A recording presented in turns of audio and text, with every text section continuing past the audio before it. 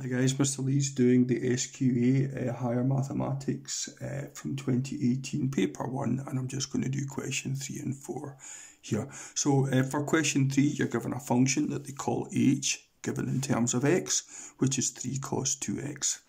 Then you're asked to differentiate it and substitute pi over 6 through what you get when you've differentiated it. So we're now going to differentiate 3 cos 2x, so just ignore the 3 for the moment and concentrate on cos 2x, okay? I would also advise you to look at your formula list.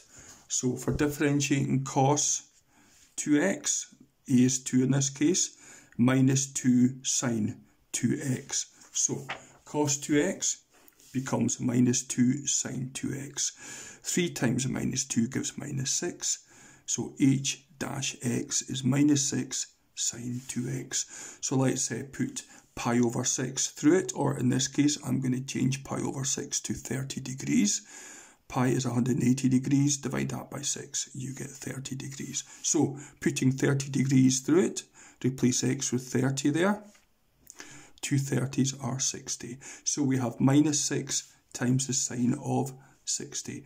Now, with this being a paper 1, you have to know that the sine of 60 is root 3 over 2. Okay, so hopefully you remember your table of exact values. Minus 6 divided by 2 is minus 3, so your answer is minus 3 root 3. There we have it there.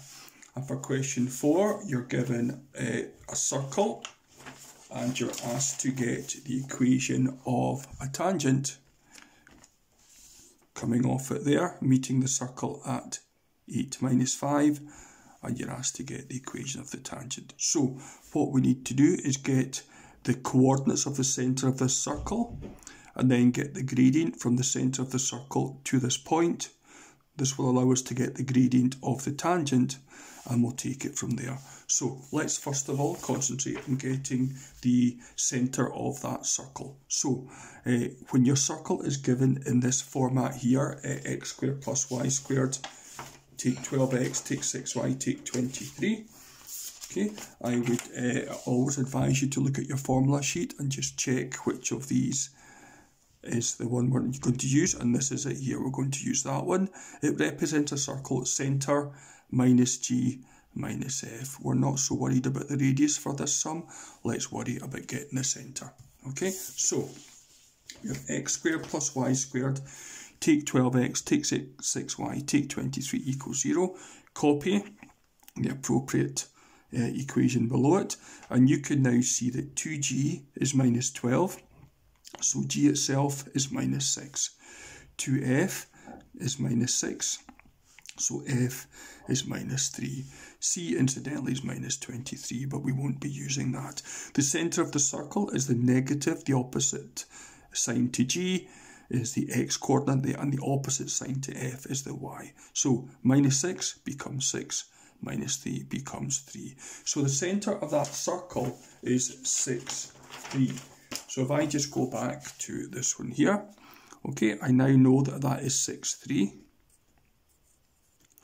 So therefore I can now get the gradient there, and that will allow me to get the gradient of that line there, and then I can use y minus b. So let's get the gradient from 6, 3 to 8 minus 5. So minus 5 take 3 over 8 take 6. Minus 5 take 3 is minus 8. 8 take 6 is 2. That simplifies to minus 4. So the gradient from the centre to k is minus 4. That means the gradient of the perpendicular is 1/4. Remember, these two have to multiply to give minus 1 if the two lines are perpendicular. So the gradient of the perpendicular is 1/4, going through 8 minus 5. So we're going to use y minus b is mx minus a again. So y minus 5 is 1/4 times x minus 8. 2 minuses make a positive, so that tidies up to that. I always try and get rid of fractions, so I'm going to times both sides by 4. So you have 4y take 20.